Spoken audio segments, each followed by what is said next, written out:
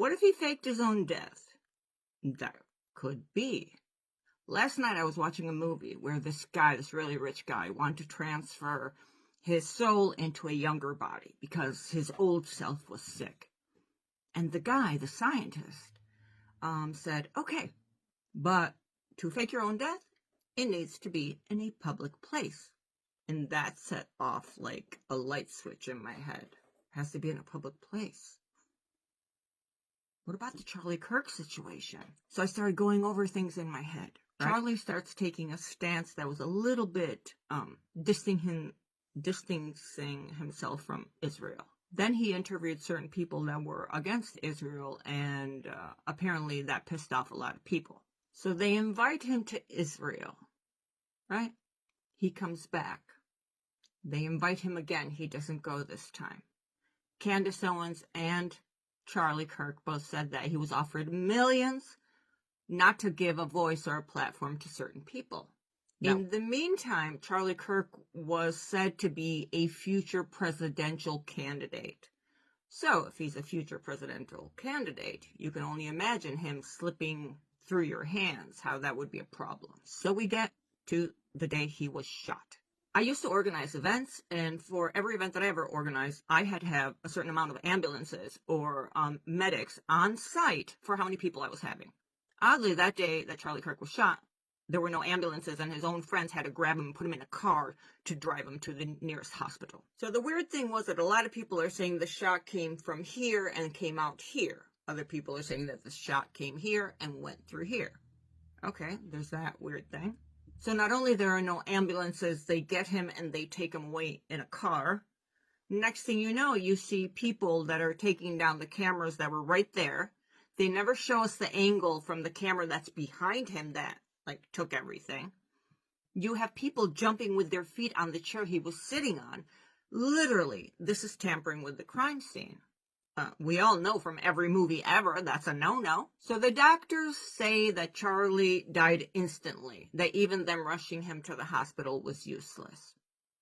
Okay. Next thing you know, it seems like it's this professional sniper that took this amazing shot from on top of a roof, right? But then all of a sudden we start finding evidence. The rifle was in a towel, this, that, evidence here, evidence there.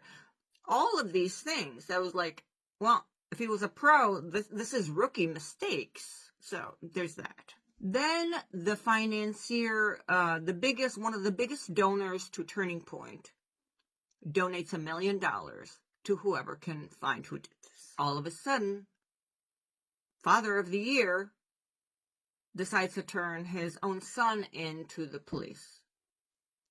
Which is weird if we kind of look at it, but okay.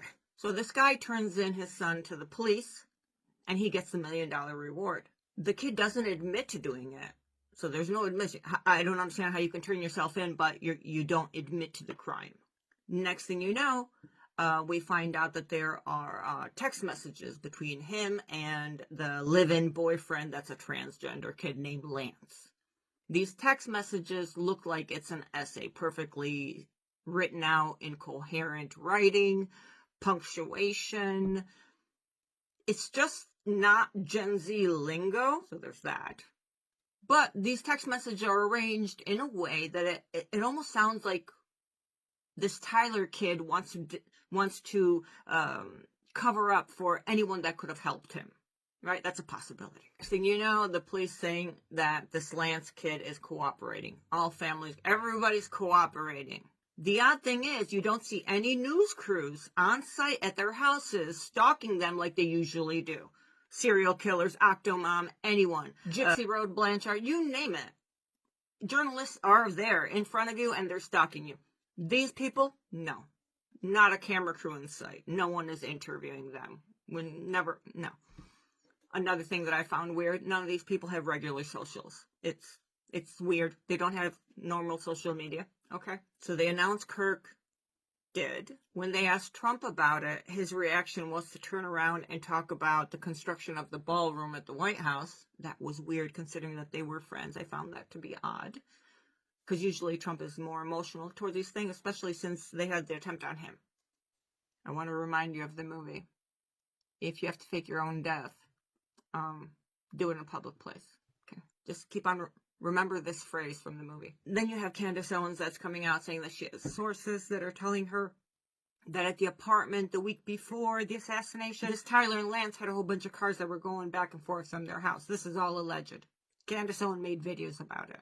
Then Charlie Kirk's pastor comes out and says everything that Candace Owens is saying is not true, that we're all conspiracy theorists.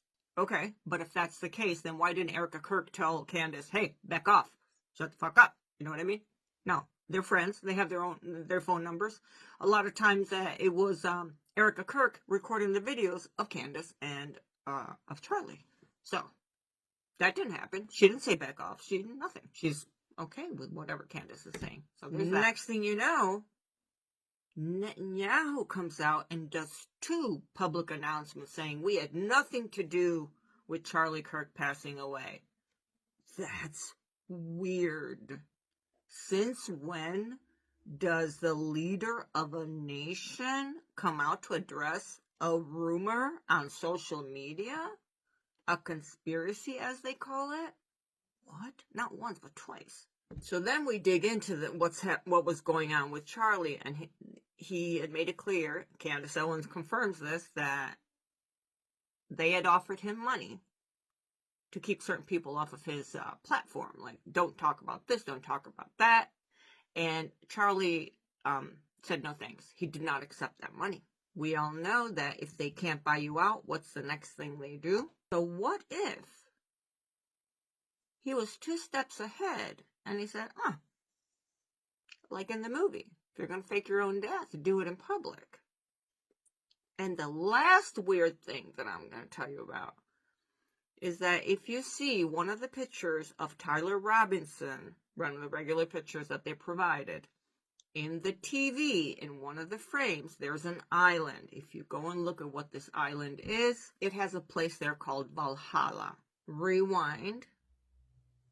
Cash, the FBI director, made a public announcement for Charlie Kirk. And he says, I love you and miss you, blah, blah, blah. I'll see you in Valhalla. Now, in Norse mythology, Valhalla is like heaven, right? But hold on a second. Charlie and Cash are not pagans. Charlie is a Christian. He follows Jesus. So why would he say, see you in Valhalla? And then the Tyler Robinson kid has that. Dude. So I'm going to leave you with the quote from the movie. If you're going to fake your own death, do it in a public place.